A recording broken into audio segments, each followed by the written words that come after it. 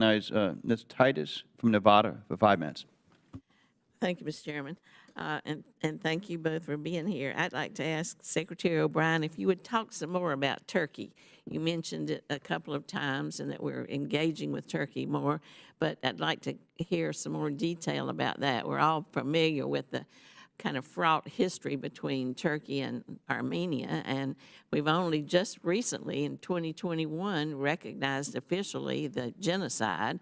It was at that time the Library of Congress actually started using that term in relation to Turkey and Armenia. In the meantime, Turkey and Azerbaijan have been pretty cozy over the years. So what role will Turkey play in some peace relations? And also, what kind of damage are they causing now? Is there in-use monitoring of weapons that we sell to Turkey or that Turkey gets from us that they may then be using in helping Azerbaijan? I think on the last question, Representative, we do have careful end-use requirements and monitoring.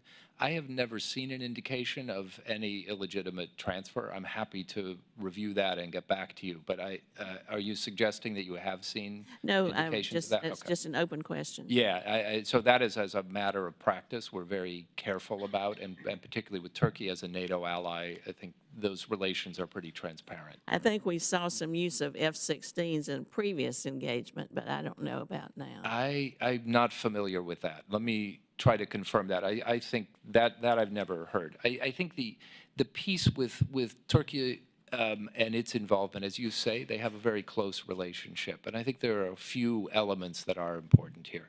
One is the relationship to Armenia. We're very hopeful that we'll see some opening because Armenia is essentially landlocked, right? Its routes out have to go to the west, have to go through Georgia or Turkey.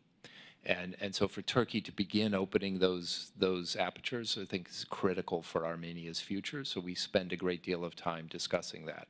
Now, the relationship with Azerbaijan, I think there are a couple of elements, and I think the government of Turkey is very well able to speak for itself, but I'll say two things that matter.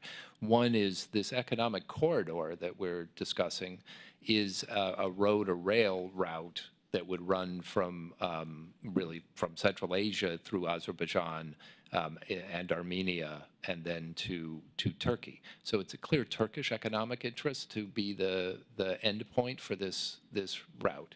And that was an element that was not present in previous peace talks, and we just want to be sure that it's kept central to everyone's calculations. And then finally, to the point that the ranking member and I were discussing, one of the hardest issues for a leader is to know when the moment is to strike a deal rather than to wait for the deal to get better.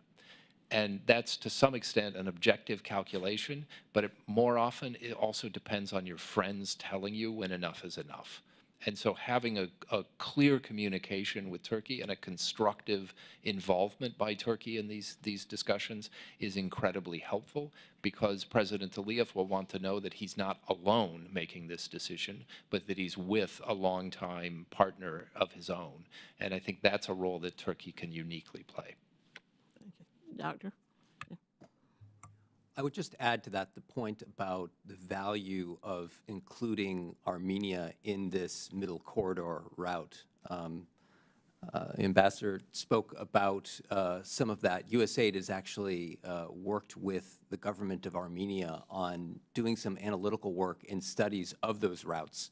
And if you may have seen recently at the Silk Road Forum in Tbilisi, Prime Minister Pashinyan went and put up a big map about all the different trade routes that Armenia would like to see to deal with this issue of being landlocked that was discussed earlier. So we very much see, opening up routes, opening up economies, opening up energy cooperation as a key dividend of peace, and that's one of the things that we're trying to help with from the USAID side to promote peace.